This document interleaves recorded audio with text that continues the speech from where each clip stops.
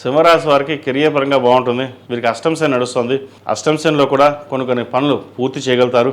అంటే నిర్ణయాల మటుకి ఎలా ఉండాలా తీసుకోవాలి లేదన్న భావన ఏర్పడుతుంది తప్ప కెరియర్లోనూ వ్యాపారంలోనూ మంచి స్థాయిని సంపాదించగలుగుతారు. నూతన ఉద్యోగ ప్రయత్నాలు కలిసి వస్తాయి. ఉద్యోగంలో మంచి పేరు ప్రఖ్యాతలు ఉంటాయి. అదేవిధంగా వ్యాపారంలో మీరు చేయాలనుకున్న ఏదైతే పని ఉందో అది పూర్తి చేయగలుగుతారు. పంచమ అష్టమాధిపతి గురువు లాభస్థానంలో ఉన్నారు. అయితే లాభాలు తక్కువగా ఉంటాయి, పేరు ప్రఖ్యాతలు ఎక్కువగా ఉంటాయి.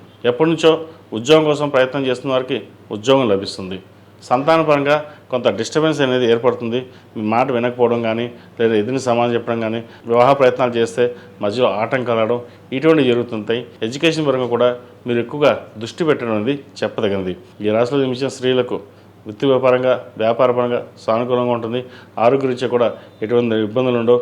భూ సంబంధించిన వ్యవహారాలు సానుకూలపడతాయి. ప్రమోషన్స్ వచ్చే అవకాశం ఉంది. ముఖ్యంగా చార్టెడ్ అకౌంట్స్, రియల్ ఎస్టేట్, లాయర్లకి, చిరుస్థాయి వ్యాపారస్తులకి, సాఫ్ట్వేర్ రంగం వారికి, ఆర్టిఫిషియల్ ఇంటెలిజెన్స్ ఈ రంగాల వరకు బాగుందని చెప్పొచ్చు. సినీ కళా రంగాల వరకు మధ్యస్థ ఫలితాలు గోచరిస్తున్నాయి. జీవిత భాగస్వామితో చిన్న విభేదాలు ఏమున్నాయి అవి తొలగిపోతాయి. కలిసి ఉండే అవకాశం చక్కగా గోచరిస్తుంది.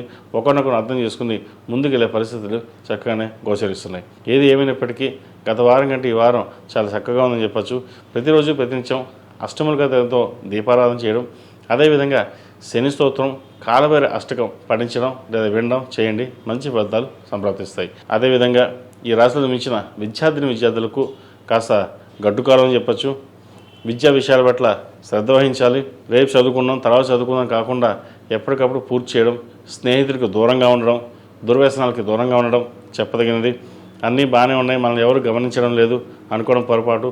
ప్రతి ఒక్కటి మీ పర్యవేక్షణ చూస్తున్నారనే భావన చూసుకోవడం చెప్పదగినది.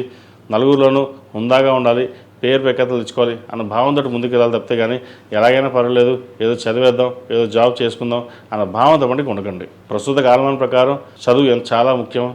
ఉద్యోగం ఎలాగైనా వస్తుంది. చదువు తగ్గ ఉద్యోగం రావాలి అంటే ముందు మనం కష్టపడాలి. కష్టే ఫలి. ఈరోజు చదువుకుంటే రేపటి మంచి ఉద్యోగం వస్తుంది. అష్టమ శని నడుస్తుంది, కాస్త బద్ధకం కూడా ఉంటుంది. కాబట్టి రోజు ఆదిత్య హృదయం పఠించడం, అలాగే కాలభైరవ అష్టకం పఠించడం చెప్పదగినది. వీలైతే చదవండి, లేకపోతే వినండి, మంచి ఫలితాలు ఉంటాయి. ఈ రాశివారు ప్రతిరోజు ప్రతినిత్యం ఓం నమః ఒత్తులతో దీపారాధన చేయడం, కాలభైరవ రూపుని మెడలో వేసుకోవడం చెప్పదగిన సూచన. విద్యార్థులు ఏకముఖి రుద్రాక్ష కానీ దక్షిణమూర్తి రూపు కానీ మెడలో ధరించండి, మంచి ఫలితాలు ఉంటాయి. ఈ రాశిలో నిర్మించిన వారికి కలిసి వచ్చే సంఖ్య 2, కలిసి వచ్చే రంగు తెలుపు. ఏదైనా పని మీద బయటకు వెళ్ళినప్పుడు ఆదివారం కానీ శనివారం కానీ వెళ్ళండి, మంచి ఫలితాలు సంప్రాప్తిస్తాయి.